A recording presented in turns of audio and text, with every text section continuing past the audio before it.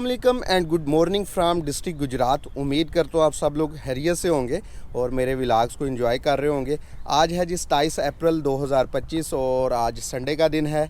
इस वक्त मैं डिस्ट्रिक्ट गुजरात में दरिया चनाब के किनारे खड़ा हूँ और जिस जगह पे मैं खड़ा हूँ ये एक पुराना ब्रिज है जो कि वज़ीराबाद और गुजरात को आपस में मिलाता था। अब ये ब्रिज जो है आमदोरफ्त के लिए बंद हो गया हुआ है और एक टूरिस्ट पॉइंट में तब्दील हो चुका है। मेरे पीछे इस साइड पे ये यहाँ पे आपको रेलवे ब्रिज भी नज़र आ रहा है जो कि अलेक्जेंडर ब्रिज कहलाता है और ये लाहौर और इस्लामाबाद को आपस में कनेक्ट करने के लिए अंग्रेज़ दौर में तमीर किया गया था। यहाँ से मैं सफ़र करने वाला हूँ आज डिस्ट्रिक्ट गुजरांवाला की तरफ। वहाँ पे मैं एक इंतहाई खूबसूरत हिस्टोरिकल प्लेस है उसको एक्सप्लोर करने जा रहा हूँ। उस जगह का नाम है जी आत्माराम की समाधि। तो आत्माराम की समाधि के हवाले से बातें तो गुजरांवाला में जाके करेंगे। यहाँ पे बस मैं आपको थोड़ा सा दरिया चनाब का हवाला और दरिया चनाब का तारफ़ देता चलूँ कि दरिया चनाब जो है ये पाकिस्तान के 6 बड़े दरियाओं में से एक दरिया है और ये जो हमारा इंडिया के साथ सिंध तास माहिदा हुआ था उसमें जो 3 दरिया हैं जिसमें दरिया चनाब, आगे झेलम और सिंध, ये पाकिस्तान के हिस्से में इनका पानी आया था। आजकल इस मुआहदे के सस्पेंशन का जो है वो मामला भी चल रहा है इंडिया की तरफ से। बहरहाल अल्लाह खैर करे और हमारे ये दरिया पानी से भरे रहें। तो दरिया चनाब पाकिस्तान में डिस्ट्रिक्ट सियालकोट का मकाम है बजवात, वहाँ से ये पाकिस्तान में एंटर होता है और फिर आगे सियालकोट से आगे गुजरात, मंडी बहावलदीन, हाफजाबाद, चिन्योट और डिस्ट्रिक्ट जंग में जाके ये त्रिमू बराज को क्रॉस करके तो आगे दरिया सतलज के साथ जो है वो मिल जाता है। ये पाकिस्तान का दूसरा लंबा दरिया है और इसकी मजमूई लंबाई जो है वो तकरीबन 960 किलोमीटर है। इसके ऊपर जो पहला बिराज तमीर किया गया वो डिस्ट्रिक्ट सियालकोट में ही मराला के मकाम पे है और आखिरी बिराज दरिया चनाब पे डिस्ट्रिक्ट जंग में त्रिमू के मकाम पर है। तो दरिया चनाब जो है ये बड़ा अहम दरिया है पाकिस्तान के लिए, पाकिस्तान की ज़मीन को सैराब करने के लिए। तो अल्लाह पाक इसको हमेशा ऐसे ही चलता हुआ रखे। आजकल तो पानी कम है, इंशाल्लाह बारिशों के मौसम में पानी आ जाएगा। तो यहाँ से अभी सफ़र शुरू करते हैं डिस्ट्रिक्ट गुजरांवाला की तरफ और बाकी बातें इंशाल्लाह सफ़र में करते हैं।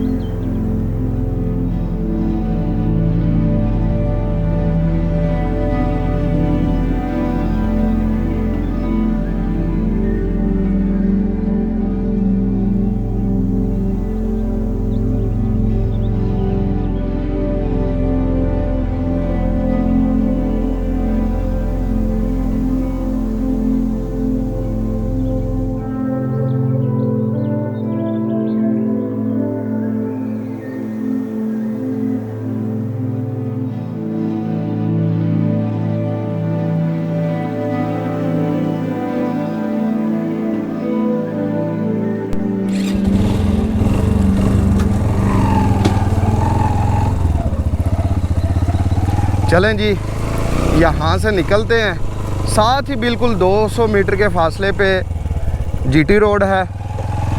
जीटी रोड पे निकल के तो फिर हम इंशाल्लाह पहले वज़ीराबाद की तरफ निकलेंगे और फिर गुजरांवाला। अल्लाह ताला से दुआ है जी हमारा सफ़र जो है खैर खैरियत से मुकम्मल हो जाए, अच्छे से व्लॉग बन जाए। बिस्मिल्लाहिर्रहमानिर्रहीम। सुबहानल्लज़ी सख़्खर लना हाज़ा व मा कुन्ना लहू मुक़रिनीन व इन्ना इला रब्बिना लमुनक़ालिबून। अल्लाह पाक की खैर खैरियत रखी हो। लें जी, सफ़र का आगाज़ हो गया है अल्लाह ताला के नाम से। ये बाईं साइड पे वही दरिया चनाब है। पानी काफ़ी कम है इसमें, लेकिन इतना भी हो तो कम अज़ कम कुछ ना कुछ गुजारा होता रहता है। और ये सामने आ गया जी जीटी रोड। ये मेरी दाईं तरफ यहाँ पे यूनिवर्सिटी ऑफ चिनाब है। लें जी, पुलिस वाले भी खड़े हैं, सानू ना रोकियो, थोड़ी मेहरबानी, साड़ियाँ सारिया चीज़ां पूरियां ने। देखा ना, नहीं रोकिया। ये है जी ब्रिज, मेन ब्रिज जो कि वज़ीराबाद और गुजरात को आपस में मिलाता। मैं उस जगह पे खड़ा था व्लॉग स्टार्ट करने के लिए।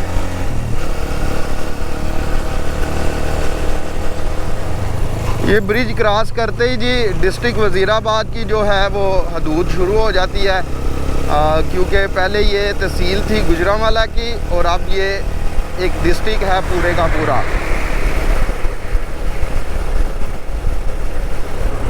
पेट्रोल भी डलवाना है जी, यहाँ से पेट्रोल डलवाते हैं।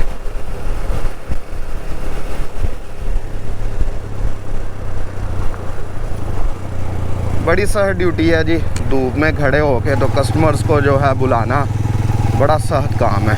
खड़ा होना एक तो ज़्यादा सख्त है और ऊपर से गर्मी भी हो। हाई ऑक्टेन ही डलवाते हैं।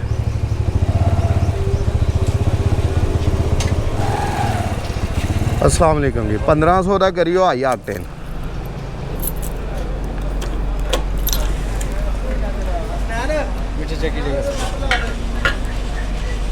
टू 280 का है, 280 रुपये का। ठीक है, मेरे हाल से दूसरा 255, 25 रुपये का फ़र्क है। लेकिन जो प्योर में होता है इसमें कोई मिक्सिंग नहीं। हाँ वो तो मुझे पता है, इसलिए डलवा रहे हैं।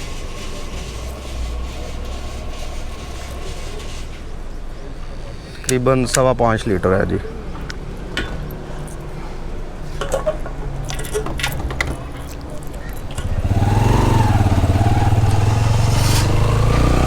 चलें जी, निकलते हैं अपनी मंजिल की तरफ। ये जी बिल्कुल जो सीधा रोड जा रहा है ये गुजरांवाला की तरफ जा रहा है, और ये जो बाईं तरफ रोड जा रहा है ये वज़ीराबाद सिटी की तरफ जा रहा है। तो मैं इस रोड से जाऊंगा वज़ीराबाद सिटी में, मुझे थोड़ा सा काम है। ये रोड जो है ये भी आगे जाके वज़ीराबाद को बाईपास करता है पहले तो, और फिर वज़ीराबाद शहर के एंड वाले पॉइंट पे जाके मिलता है। ये आ गया जी वज़ीराबाद का मशहूर पलहू नाला। ये गंदे पानी का नाला है, शायद पहले ये साफ़ पानी का ही नाला हो, लेकिन अब तो इसमें पूरे वज़ीराबाद शहर का गंदा पानी, सीवरेज का पानी जाता है और ये आके वज़ीराबाद शहर शुरू हो जाता है। और ब्रिज के फ़ौरन बाद बाईं साइड पे वज़ीराबाद का रेलवे स्टेशन भी है जी। ये रहा जी वज़ीराबाद का रेलवे स्टेशन। ये यहाँ पे वज़ीराबाद रेलवे स्टेशन के प्लेटफॉर्म्स हैं, और ये रेलवे का ही आपको ओवरहेड ब्रिज नज़र आ रहा है पैदल क्रॉसिंग के लिए।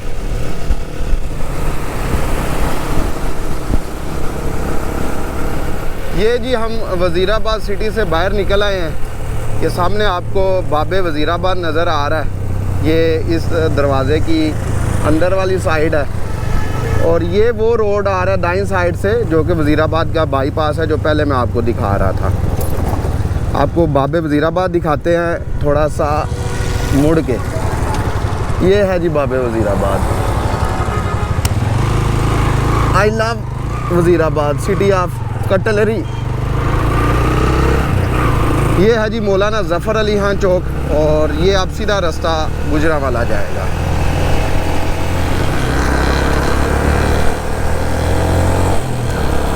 लें जी हम गुजरांवाला आ गए हैं। आप गुजरात वज़ीराबाद वाली साइड से आएँ तो ये पहला फ्लाईओवर है। अगर बाईं साइड पे जाते हैं तो सियालकोट है, और सीधा जाते हैं तो गुजरांवाला शहर आ जाएगा, और फिर आगे लाहौर को यही रास्ता जाता है। ये आ गया जी गुजरांवाला का दूसरा फ्लाईओवर। वैसे तो फ्लाईओवर के ऊपर से ही मैंने जाना था, लेकिन अभी मैं जा रहा हूँ फ्लाईओवर के नीचे से। उसकी वजह यह है कि एक चीज़ मैंने आपको दिखानी है। ये बताता चलूँ कि जिधर जाके फ्लाईओवर ख़त्म होगा वहीं पे आज की हमारी मंजिल है आत्माराम की समाधि। नीचे क्या दिखाना है वो थोड़ा सा आगे जाके मैं आपको दिखाता हूँ।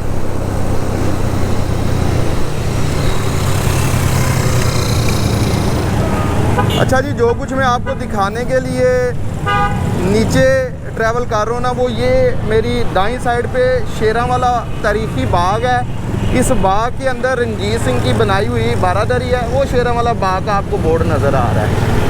और इस बाग के बिल्कुल साथ बैक साइड पे रंजीत सिंह के वालिद की बहुत आलीशान बहुत बड़ी समाधि है। ये सारी चीज़ें अभी के लिए सिर्फ मैं एक दो तस्वीर ऐड कर देता हूँ बारादरी और बाग की। बाकी सारा कुछ जो है वो इंशाल्लाह पूरा एक व्लॉग की सूरत में मैं इंशाल्लाह आपको आने वाले व्लॉग में दिखाऊंगा बहुत जल्द। तो सिर्फ इस मकसद के लिए मैं नीचे ट्रैवल कर रहा था, और ये बस ख़त्म हो गया फ्लाईओवर और इसके साथ ही जी आत्माराम की समाधि है। ये जी फ्लाईओवर ख़त्म होने के तकरीबन 200 मीटर बाद ये जी आत्माराम की समाधि है। हम आगे से यू टर्न लेके आएंगे, ये साथ ही यू टर्न है। यू टर्न लेके तो वापस आते हैं और समाधि के अंदर चलते हैं।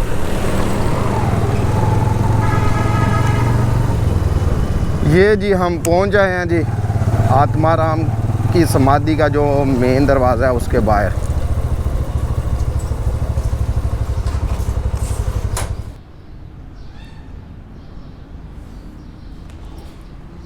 अच्छा जी, दाखिली दरवाज़े से जैसे ही आप अंदर आते हैं तो ये समाधि की बिल्डिंग आपके सामने जो है वो खड़ी है। समाधि दिखाने से पहले, स्ट्रक्चर को देखने से पहले हमेशा की तरह मैं थोड़ी सी पहले तारीख़ बताता हूँ कि आत्माराम कौन थे और इस समाधि की क्या हिस्ट्री और इम्पोर्टेंस है। आत्माराम जो है इनका नाम था जी विजय आनंद सूरी। ये 1837 में जो है ज़िला फ़िरोज़पुरा में पैदा हुए थे और इनके जो वालिद थे वो रंजीत सिंह जो पंजाब के हुक्मरान रह चुके हैं, उनकी फ़ौज के फ़ौजी ओहदादार थे। इनके वालिद की जब डेथ होगी तो इनकी वालदा इनको ले के ना फ़िरोज़पुरा से शिकारपुर जो है वहाँ पे चली गई और वहाँ पे उन्होंने एक घराने में काम करना शुरू कर दिया। ये भी बताता चलूँ कि ये जो विजय आनंद थे जो कि आत्माराम के नाम से मशहूर हैं और इसी नाम से ये जाने जाते हैं और ये समाधि भी आत्माराम की समाधि कहलाती है। तो ये जिस ख़ानदान में पैदा हुए थे वो हिंदू ख़ानदान था, ब्राह्मण हिंदू थे। और जब उनकी वालदा अपने खावन की वफ़ात के बाद अपने बेटे को लेके शिकारपुर आई और वहाँ पे जिस घराने में उन्होंने काम करना शुरू किया रोज़ी रोटी के लिए, वो घराना जो था वो जैन मत मज़हब से जो है बिलोंग करता था। जैन मत का जो मज़हब है ना, ये बहुत पुराना मज़हब है। इसकी जो कड़ियाँ हैं ये आपको तकरीबन कबल मसीह जाके मिलती हैं। इसकी जो वाज़े तारीख़ है ना कि ये मज़हब किसने कब शुरू किया, इसके हवाले से कोई वाज़े जो है वो मतलब मालूमात दस्तयाब नहीं है। बस जो जैनिज़्म के लोग हैं वो कहते हैं जी हमारे मज़हब की जो बुनियाद है वो उनके 24 रूहानी उस्ताद हैं जिनको वो तीर्थंकर बोलते हैं। उनमें पहले उनके ऋषभ देव थे पहले रूहानी उस्ताद, और आखिरी रूहानी 24वें रूहानी उस्ताद उनका नाम था महावीर। तो वो अपने मज़हब की बुनियाद उन 24 उस्तादों को करार देते हैं। जैसे सिखों के 10 रूहानी गुरु हैं जिसमें पहले बाबा गुरु नानक थे, तो इसी तरह जो जैनिज़्म मज़हब है इसके 24 रूहानी उस्ताद हैं।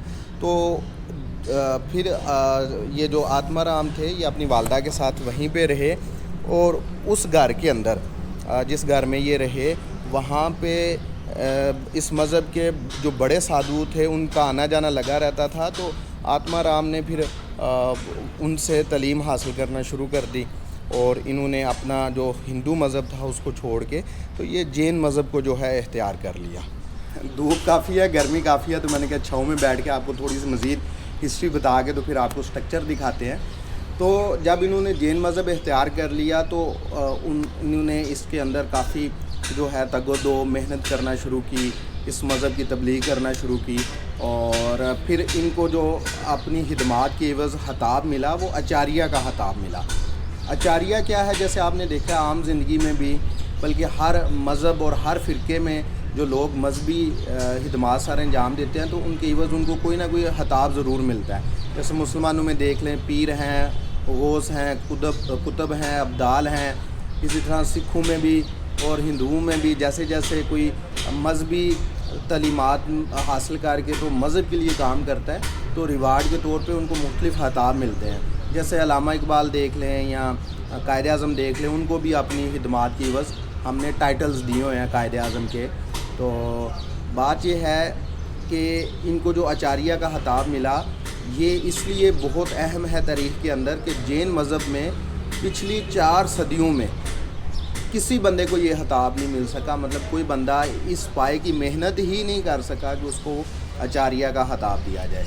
तो 4 सदियों के बाद किसी को खिताब मिला था, वो थे ये क्या नाम है इनका, आत्माराम। और इन जो इस मज़हब के साधु थे उन्होंने ही इनको आत्माराम का भी टाइटल दिया था। असल इनका नाम था विजय आनंद सूरी।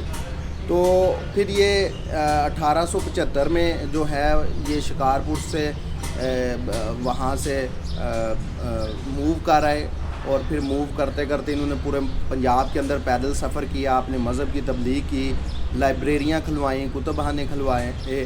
और फिर यूँ हुआ कि 1893 के करीब शिकागो के अंदर एक इंटरनेशनल कॉन्फ्रेंस मुनक्कद हुई, वहाँ पे भी इनको बुलाया गया इनकी खिदमात के इवज़, लेकिन ये किसी वजह से नहीं जा सके और उन्होंने अपने एक तालिब इल्म को वहाँ पे भेजा। और फिर 1896 के करीब इनकी जो है वफ़ात हो गई। तो ये 1837 से 1896 ये इनका ज़िंदगी का टन्योर है। और ये जो समाधि है ये बाद में इनके एक पैरोकार थे लाला मियाँ दास, जो कि इसी मोहल्ले के गुजरावाला के बरादरी के बाबड़ा बरादरी है, उससे वो बिलोंग करते थे। तो उन्होंने 1904 में उनकी ये समाधि बनवाई। तो अब ये समाधि क्या होता है और इस समाधि का स्ट्रक्चर क्या है उसके बारे में मैं थोड़ा सा आपको आगाह करता हूँ। और इस बिल्डिंग का पूरा अहाता और इसके अंदर जो कमरे वगैरह बने हुए हैं उन सब के बारे में आपको बताता हूँ।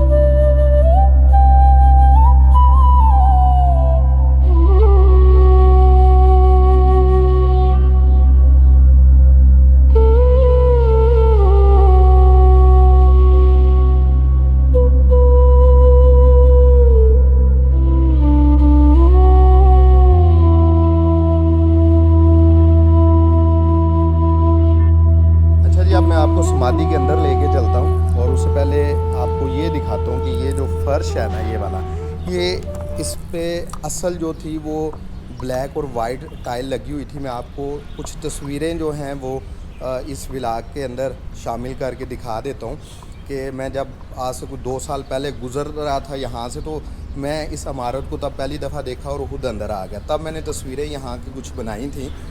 ये देखें, ये जो आपको ये पत्थर लगा नज़र आ रहा है ना नीचे ब्लैक एंड वाइट में, ये इसका असल पत्थर है कि जब ये समाधि बनी थी तब इसी तरह का पत्थर जो है ये इस पूरे फ़र्श के अंदर भी लगा हुआ था।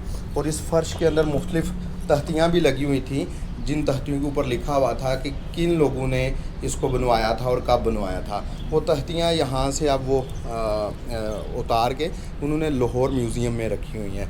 वो तख्तियों की एक पिक्चर मेरे पास पड़ी हुई है पुरानी मेरी अपनी, वो भी मैं ऐड कर देता हूँ। तो अभी मैं इस समाधि के अंदर आपको लेके चलता हूँ। समाधि क्या होती है कि सिखों, हिंदुओं और ये जो जैन मत के लोग होते हैं, ये क्या करते हैं कि यहाँ जहाँ पे इनके मजहबी रहनुमा बैठ के इबादत करते हैं, उस जगह पे ये एक इमारत, एक कमरा बना देते हैं जिसको समाधि कहते हैं।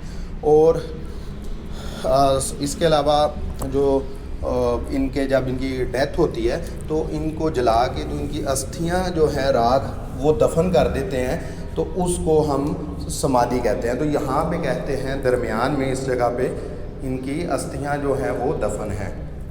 ये सामने जी मालूमात के लिए उन्होंने ये पूरा इनका एक चार्ट लगाया हुआ है पैनाफ्लेक्स की सूरत में। इसके ऊपर इनकी date of birth, mother, father और इनका मज़हब वगैरह और टाइटल ऑफ जो आचार्य है उसके बारे में सारा कुछ बताया हुआ है। यहाँ पे भी उनकी तस्वीर पड़ी हुई है, ये आपको नज़र आ रही है। और ये समाधि के चारों तरफ जो हैं वो दरवाज़े हैं, ये आपको नज़र आ रहा है दरवाज़ा। इस साइड पे ये दरवाज़ा है, ये दरवाज़ा है और चौथा ये दरवाज़ा है। और ऊपर देखें तो गुंबद है, जो इसकी मौजूदा सूरत हाल है उसके मुताबिक तो गुंबद को वाइट पेंट किया हुआ है, पता नहीं असल हालत में है या बाद में पेंट किया गया। और ऊपर आपको मेहराबी डिज़ाइन जो हैं वो भी नज़र आ रहे हैं और दरवाज़ों के ऊपर भी आपको मेहराबें बनी हुई जो हैं वो नज़र आ रही हैं। ये इसका जो स्ट्रक्चर है इस समाधि का बाहर से, जो इसके ऊपर गुंबद हैं, ये ना सिर्फ गुजरांवाला का बल्कि मेरी नज़र से गुजरने वाला पाकिस्तान का जितना भी हेरिटेज आज तक मैंने देखा है, इस समाधि की सबसे मुनफरिद जो है वो बिल्डिंग है। मैं दिखाता हूँ आपको इंशाल्लाह, ड्रोन के साथ भी इसके व्यूज़ दिखाता हूँ इसकी समाधि के ऊपर से। और इसके बाहर लिखा हुआ है कि अगर आपने इसके अंदर आना है, समाधि के अंदर आना है, तो जूते उतार के आएँ। दूसरों के मज़ाहब का ख्याल रखना चाहिए, तो मैं भी जूते जो है वो उतार के आया। और ये जो इनकी मुक़द्दस जगह है, इसके ऊपर मैं चलने से जो है वो गुरेज़ कर रहा हूँ, नहीं चल रहा कि हमने दूसरों लोगों के मज़ाहब की जो है वो करनी है, रिस्पेक्ट करनी है। ये चीज़ भी मैं दिखाता चलूँ, ये अक्सर देखा गया है। ये देखें जी, मैं दोबारा से दिखाता हूँ आपको। ये आपको 2 दरवाजे नज़र आ रहे हैं। बाहर जाली वाला दरवाज़ा है जो आजकल चलता है ताकि वेंटिलेशन के लिए हवा और रोशनी का इंतज़ाम हो सके। जब ये दोनों दरवाजे खुल जाते हैं तो बाहर वाला दरवाज़ा साइज़ में आपको छोटा लगता है और पीछे वाला दरवाज़ा आपको साइज़ में बड़ा लगता है। ये देखिए, आपको नज़र आ रहा होगा। लेकिन जैसे ही आप ये दरवाज़ों को बंद करेंगे तो ये देखें, दोनों एक साइज़ में आ जाएंगे। तो ये एक बड़ी खूबसूरत टेक्निक थी कि एक दरवाज़े को आगे लगा के, एक दरवाज़े को पीछे लगा के, तो इसको दरवाज़ों को खूबसूरत बनाया जाता था। बाहर दोनों साइड पे बहुत छोटे छोटे ताकचे बने हुए हैं दिए जलाने के लिए। अच्छा जी, आपको ये भी दिखाते हैं। ये एक छोटी सी अलमारी है, इसके अंदर भी उन्होंने एक तस्वीर रखी हुई है आत्माराम की, और यहाँ पे वो दिए शिए जलाते हैं। और ये घी पड़ा हुआ है दिए जलाने वाला। तो ये अंदर का सिस्टम था। अब आपको बाहर से दिखाते हैं, इसके रूम स्ट्रक्चर को एक्सप्लेन करते हैं। अगर इसके बाहर देखा जाए, ये भी बताते चलूँ, ये एक चबूतरे के ऊपर समाधि बनी हुई है। ये देखें जी, ये मैं इसकी आपको एक दीवार दिखा रहा हूँ। इसके अंदर मेहराबी डिज़ाइन है, दांतेदार। ये जो डिज़ाइन है ये मेहराब का, इसको दांतेदार मेहराब बोलते हैं। और इसके अतराफ़ में छोटे छोटे जो हैं वो ताकचे बने हुए हैं, और ताकचे भी जो हैं वो मेहराबी डिज़ाइन के हैं। और चारों अतराफ़ का जो रास्ता है वो एक जैसा है। ये दूसरी साइड का दरवाज़ा है, ये उसके ऊपर गुंबद है, छोटा गुंबद। 4 छोटे गुंबद हैं इसके चारों अतराफ़, और एक बड़ा गुंबद है। ये आपको छोटा गुंबद ऊपर नज़र आ रहा है। और आप अगर घूमते जाएंगे तो चारों अतराफ़ में एक ही जैसे दरवाज़े, एक ही जैसे रास्ते हैं। बाहर आपको जालीदार हवादार दरवाज़ा नज़र आएगा, और अंदर वाला जो दरवाज़ा उसके जो तख्ते हैं वो लकड़ी के बने हुए हैं, पुख्ता। तो बड़ा बेहतरीन ये स्ट्रक्चर बना हुआ है, और बड़ी खूबसूरत उसी ज़माने की टाइल लगी हुई है। इस साइड का जो दरवाज़ा है उसको थोड़ा नुकसान पहुँचा है। अच्छा जी, अब इसके जो स्ट्रक्चर है गुंबद का, उस पर बात करते हैं। 4 इसके छोटे गुंबद हैं चारों दाखिली रास्तों के ऊपर, और एक दरमियानी जो है वो बड़ा गुंबद है, और उसके ऊपर लोहे का कल्स असली हालत में आज तक लगा हुआ है, तकरीबन 125 साल गुजरने के बाद। कल्स गुंबद के ऊपर लगे वाले हिस्से को बोलते हैं, चाहे वो मुसलमानों की किसी बिल्डिंग का गुंबद हो, या सिखों का, या हिंदुओं का, या कोई भी किसी भी किस्म का जो स्ट्रक्चर डूम टाइप है, उसके ऊपर जो लोहे का हम एक वो क्या राड लगा देखते हैं डिज़ाइन वाला, तो उसको हतमी भी बोलते हैं, कुब्बा भी बोलते हैं, और कल्स भी बोलते हैं। वो उसी ज़माने का लगा हुआ है। इसमें ये मैं आपको बताता चलूँ कि ये इसके गिर्द 25 कमरे थे, रहायशी कमरे, जो कि साधुओं के रहने के लिए और जो मुसाफिर और यात्री आते थे उनके लिए 25 कमरे जो हैं वो बनवाए गए थे। और ये कमरे एक वक़्त में ये सारे कमरे गिर गए थे। अब मैं जब लास्ट टाइम आया था यहाँ पे, तो इनमें से ये सारे के सारे कमरे गिरे हुए थे। तो ये इन्होंने अब जो जैन मज़हब के लोग यहाँ पे आते हैं उनकी रहाइश के लिए, जब यहाँ पे इनका कोई सालाना उर्स टाइप या सालाना इनका जो है वो एक इवेंट होता है, तो यहाँ पे वो इन जैन मज़हब के जो लोग हैं वो रहाइश इख्तियार करते हैं। 4 कमरे छत पर थे, वो तकरीबन मेरे ख्याल से अब ख़त्म हो चुके हैं। और इसके अलावा यहाँ पे साइड पे एक कमरा था, यहाँ पे इसके अंदर जो है 5 मूर्तियाँ पड़ी हुई थी। उन मूर्तियों को यहाँ से जो है वो शिफ्ट कर दिया गया है, लाहौर म्यूज़ियम के अंदर। इसके अलावा यहाँ पे कहते हैं कि ये जो आत्माराम थे, इनके जो पाँव के निशानात थे उनकी भी एक तख्ती जो है यहाँ पर मौजूद थी, उसको भी यहाँ से उतार के तो लाहौर म्यूज़ियम के अंदर जो है वो महफूज कर दिया गया है। तो बड़ी आलीशान, बड़ी बेहतरीन बिल्डिंग है। इसमें ये भी बताता चलूँ, बिल्डिंग का व्यू दिखाते दिखाते ही आपको बताता चलूँ कि भाई ये पब्लिक के लिए ओपन नहीं है, विज़िटर्स के लिए ओपन नहीं है। इसके लिए आपको थोड़ी मेहनत और तगदो करनी पड़ती है।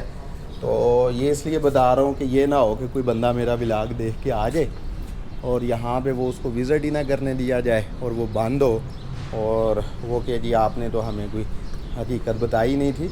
ना सिर्फ ये, बल्कि गुजरांवाला की बहुत सारी जो हिस्टोरिकल और हेरिटेज साइट्स हैं वो आम पब्लिक और विज़िटर्स के लिए खुली ही नहीं होती। जैसे इसी शहर में रंजीत सिंह जो है वो पैदा हुए थे, उनकी हवेली है, उसको नहीं देखने दिया जाता।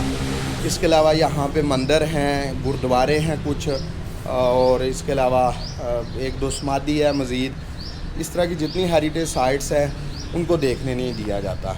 हाँ, जो मैं रास्ते में आपको दिखा रहा था शेरांवाला बाग, और उसके अंदर जो बारादरी है रंजीत सिंह की, वो आप देख सकते हैं, उसका कोई मसला नहीं है, वो ओपन है हर बंदे के लिए। उसकी तस्वीरें मैं साथ साथ आपको दिखा देता हूँ बारादरी की। इंशाल्लाह आने वाले दिनों में गुजरांवाला की मज़ीद जो हेरिटेज साइट्स हैं, कुछ पुरानी हिस्टोरिकल बिल्डिंग्स हैं, उनके ऊपर मैं इंशाल्लाह व्लॉग करने जा रहा हूँ।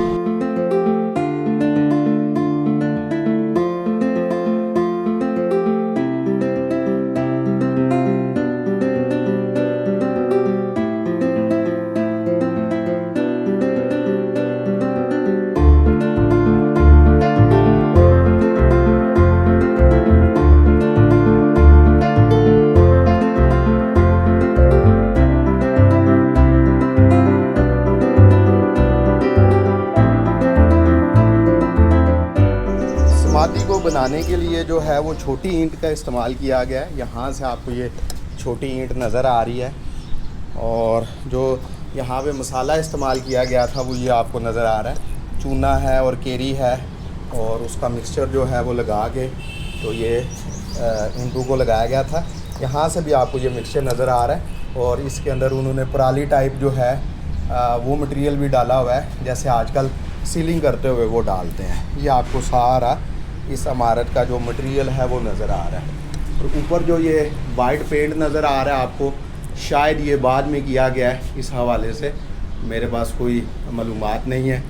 और ये पूरी समाधि जो है, ये वाला एरिया जो है, ये सारे का सारा ब्रिंग ईंट्स है, और उस ज़माने में जो सीमेंट की जगह जो मसाला इस्तेमाल होता था वो लगा हुआ है। ये जी इसके चबूतरे की नीचे वाली दीवार है, और ये कोने में बड़े खूबसूरत छोटे छोटे पिलर डिज़ाइनिंग के लिए लगे हुए हैं, और यहाँ पे बीच में तख्तियाँ लगी हुई हैं डिज़ाइन के लिए। ये चबूतरा है, और चबूतरे के चारों अतराफ में जो है 3-3 सीढ़ियाँ हैं, और सीढ़ियों को चढ़ के आप चबूतरे तक जा सकते हैं।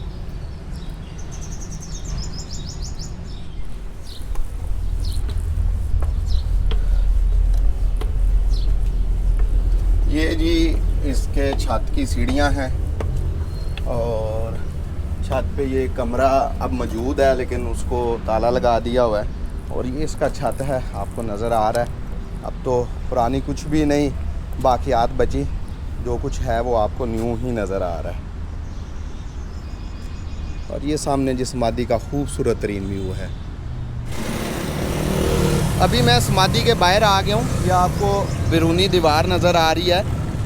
इन अल्फाज के साथ मैं व्लॉग को ख़त्म करूँगा कि मुतलका जो अदारे हैं, जैसे महकमा आर्कियोलॉजी है या टूरिज़म के मुतलका जो अदारे हैं, उनसे एक छोटी सी रिक्वेस्ट है सिर्फ कि गुजरांवाला के जितने तारीख़ी मकामात हैं, जितनी हेरिटेज साइट्स हैं, उनको किसी तरह से पब्लिक के लिए ओपन करवाया जाए, चाहे वीक में एक दिन ही, ताकि हेरिटेज साइट से प्यार करने वाले जो लोग हैं, हेरिटेज साइट्स को एक्सप्लोर करने वाले लोग जो हैं, वो इन तारीख़ी जगहों को आसानी के साथ देख सकें। ये मेरी एक सिर्फ रिक्वेस्ट है, बाकी मुझे मामलात का अंदाज़ा नहीं होता, क्योंकि हर चीज़ की अपनी एक वो टेक्निक, अपना एक तरीक़ाकार होता है। लेकिन अगर मुमकिन हो तो इन हेरिटेज साइट्स को विजिटर्स के लिए ओपन किया जाए, ताकि जो इन जगहों को देखने वाले लोग हैं उनकी जो प्यास है देखने की वो बुझ सके।